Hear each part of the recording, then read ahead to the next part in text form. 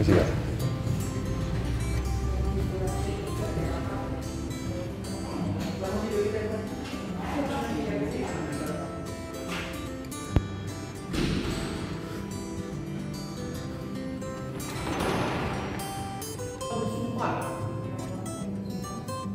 Sebagai ahli akan memberikan pendapat tentang soal-soal yang diajukan kepada saya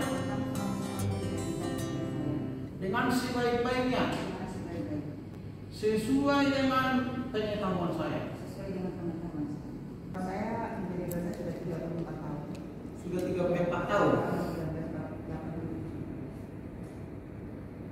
Jika ibu sekarang 60 tahun. 2000 ya. Ini Jadi lama.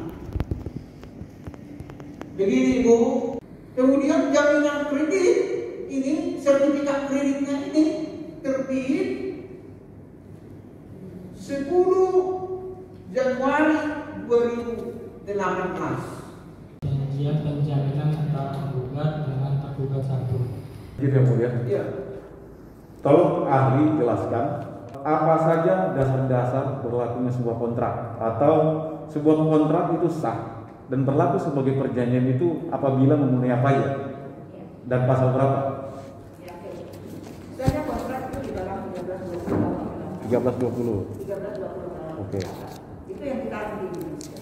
Iya. Karena kita menggunakan undang-undang pemerintahan. Baik. Tapi kalau secara general, ya, apa yang tercantum di dalam pasal 1320 KUH Perdata itu sudah tidak diizinkan sah. Iya. Jadi di Arab sana yang tidak kenal bahwa perdata pun seperti itu. Di Jepang. Mohon maaf ahli, yang saya tanyakan di Indonesia ya ahli. Ya. Jadi pasal 1320 KUH Perdata itu kan ada unsur. Ya. Ada kesepakatan, Ya. cakapan, Ya. kemudian disebut syarat subjektif, Ya. dan ada apa namanya dia tidak laksana. Baik. Selanjutnya, ahli, pada tanggal 29 Mei 2012, penggugat dan tergugat satu sudah membuat dan menandatangani perjanjian kerjasama nomor 34 Jamkrindo _5 Romawi _2012 tentang penjaminan kredit konstruksi dan pengadaan barang dan jasa. Di situ diatur bahwa pada pokoknya, pertama, persyaratan kredit konstruksi dan pengadaan barang atau jasa yang dijamin. Yang kedua, persyaratan menjadi terjamin. Yang ketiga, tata cara pengajuan penjaminan kredit, penerbitan sertifikat penjamin atau SP, pengawasan, pembinaan dan pelaporan. Keempat, mengatur mengenai jumlah penjaminan dan imbal jasa penjaminan. Kelima, penggugat melakukan pencairan kredit konstruksi dan pengadaan barang atau jasa dengan menyesuaikan kondisi kemajuan atau progres proyek yang telah tercapai. Keenam, pengajuan permohonan klaim dilakukan oleh penggugat secara tertulis dengan melampirkan dokumen pendukung, dan apabila diminta secara khusus oleh tergugat satu, maka penggugat wajib memberikan berkas lainnya. Ketujuh, hak klaim penggugat gugur salah satunya apabila penggugat tidak memenuhi ketentuan pencairan sebagaimana dimaksud dalam perjanjian. Kedelapan, penggugat bertanggung jawab sepenuhnya bahwa pencairan kredit dilakukan sesuai ketentuan-ketentuan dalam perjanjian kredit dan surat persetujuan prinsip penjaminan. Apakah perjanjian ini harus dilaksanakan oleh kedua belah pihak? Ya, kalau itu tertuang di dalam klausul-klausul yang sudah menjadi kesepakatan bersama, maka Harus dilaksanakan. Baik. Tadi saudara ahli menyatakan bahwa sebuah perjanjian kredit atau penjaminan itu baru sah penjaminan asuransi apabila sudah terbit polis. Benar ya? Dan tadi sudah ditunjukkan juga, diperlihatkan juga ke ahli bahwa polis asuransi penjaminan dari Jamkrindo kepada PT BPD, Bank BPD itu sudah dikeluarkan. Tadi juga ahli juga mengatakan bahwa dengan adanya penerbitan polis asuransi tersebut maka sudah berlaku ya. Sekarang yang menjadi pertanyaan saya, apakah dengan melakukan pencairan terhadap seluruh kredit, walaupun memang ada beberapa tahapan, itu tetap sah, meskipun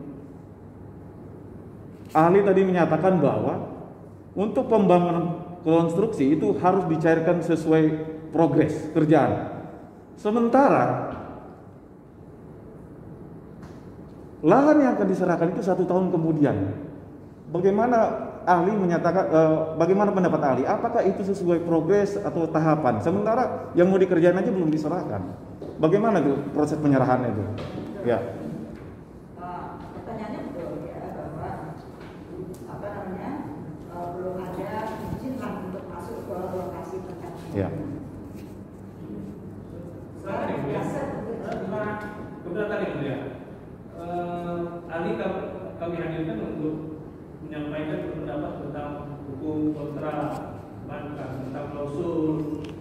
Tapi ini sudah berbicara. Izin yang mulia.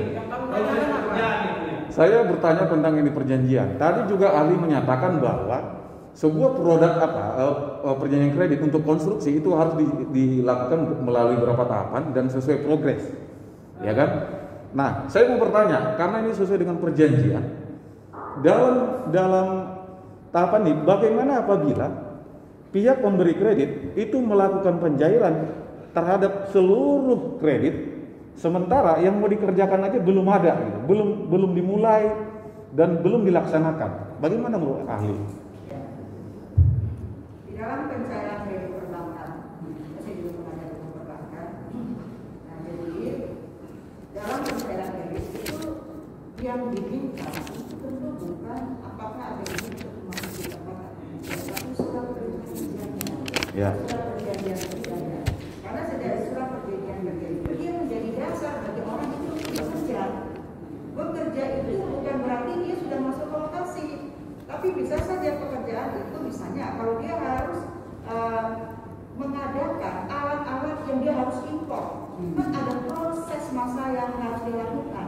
Jadi pekerjaan itu tidak selalu seketika dapat dikerjakan, tapi harus ada proses. Nah, ketika proses dia mengadakan pemesanan barang dari supplier atau dia harus impor barang, itu sudah pekerjaan yang harus dia lakukan dalam rangka untuk mengerjakan akhir dermaga nanti. Oke. Ini dermaga itu kan hanya wujudnya saja, tapi pekerjaan itu kan harus dari awal, tidak seketika muncul kemudian ada. Kalau muncul DA kemudian baru dia masuk, pasti akan terlambat semuanya. Baik. Pasti akan terlambat semuanya. Baik. Ahli, kalau dari antara kedua belah pihak, misalnya ditetapkan bahwa ada kewajiban bagi pemberi kredit itu untuk mencarikan kredit sesuai dengan berapa tahapan dan sesuai dengan progres pekerjaan, ternyata pada pelaksanaan di lapangan itu tidak dilakukan sesuai dengan yang telah disepakati, tidak sesuai dengan progres. Saya rubah pertanyaannya, tidak sesuai dengan progres dan belum dimulai, ternyata sudah dicarikan semuanya. Itu gimana menurut ahli? Pemberi kredit tentu akan melihat dan meminta syarat-syarat dan juga akan bertanya tentang progres seperti apa progresnya. Kalau progresnya itu bukan berarti bahwa fisik sudah ada. Tapi kalau progres itu masih berupa pemesanan barang yang membutuhkan dana, maka karena ini kredit pasti kredit modal kerja, tidak mungkin kredit lain. Kredit modal kerja, maka kredit itu memang diperuntukkan bagi modal ketika dia bekerja. Ini harus disalurkan.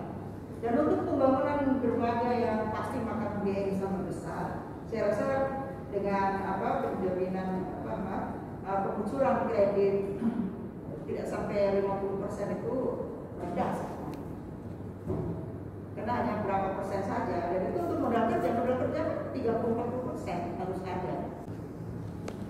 Baik, ahli. Tadi ahli mengatakan bahwa perjanjian kerjasama atau penjaminan itu nomor 123 2017 itu sudah sah dengan dikeluarkannya polisi asuransi. Nah, pasal 6 itu dinyatakan bahwa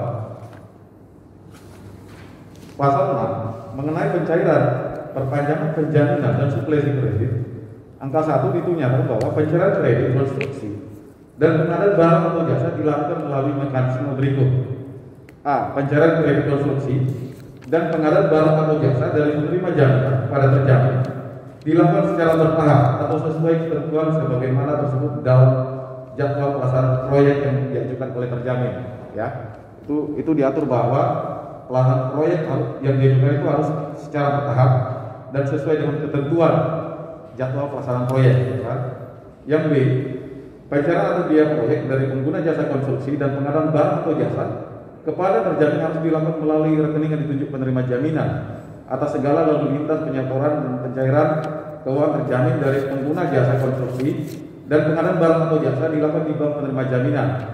Setiap terjamin dilakukan oleh pengguna jasa konstruksi dan pengadaan barang jasa, pemberi kerja buir pada terjamin wajib segera dibayarkan kepada penerima jaminan.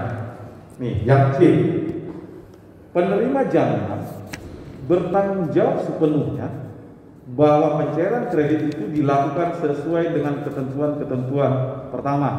Jadi penerima jaminan bertanggung jawab sepenuhnya bahwa pencairan kredit dilakukan sesuai dengan ketentuan-ketentuan pertama. Perjanjian kredit beserta akta tambahan dan atau perubahannya antara terjamin dengan penerima jaminan. Yang kedua, surat persetujuan prinsip penjaminan atau SP3 yang merupakan kesepakatan akhir persetujuan antara penjamin dan penerima jaminan. 3. Syarat umum pemberian kredit yang berlaku pada penerima jaminan. Yang saya tanyakan, bagaimana menurut ahli jika dalam perjanjian ini dinyatakan bahwa penerima jaminan itu baru bertanggung jawab, salah satu poinnya adalah apabila yang kedua, surat persetujuan prinsip penjaminan yang merupakan kesepakatan akhir persetujuan antara penjamin dan penerima jaminan. Bagaimana menurut ahli? Ya. Harus ada itu. Harus ada SP3. Ya. Ini berlaku tidak menurut? SP3 itu di dalam perusahaan asuransi itu hal yang prinsipil. Ya. Hal yang prinsipil, tapi ketentuan ini berlaku mengikat untuk mereka yang ada di asuransi yang akan menerbitkan polis. Ya. Kalau dia setuju, ya kalau pihak itu setuju tentang isi SP3, tadi saya dikatakan dan juga dibacakan oleh Pak Adi, jadi harus ada tanggapan tertulis terhadap SP3 tersebut. Maka tinggal saudara hadirkan di tanggapan tertulis supaya bisa mengikat. Nah, bagaimana menurut ahli? Tidak ada tanggapan tertulis, tapi dari pemberi jaminan itu tidak pernah menanyakan, meminta. Sementara di sini syarat menunjukkan bahwa penerima jaminan baru bertanggung jawab untuk mencairkan jaminan itu apabila ada syarat SP3 itu. Bagaimana menurut ahli? Betul, SP3 wajib berarti. Wajib. Ya. Tidak ditanggapi, misalkan untuk ditanggapi ditolak, tidak pernah. Ya. Ditanggapi diterima baru berlaku. Ya. Ya.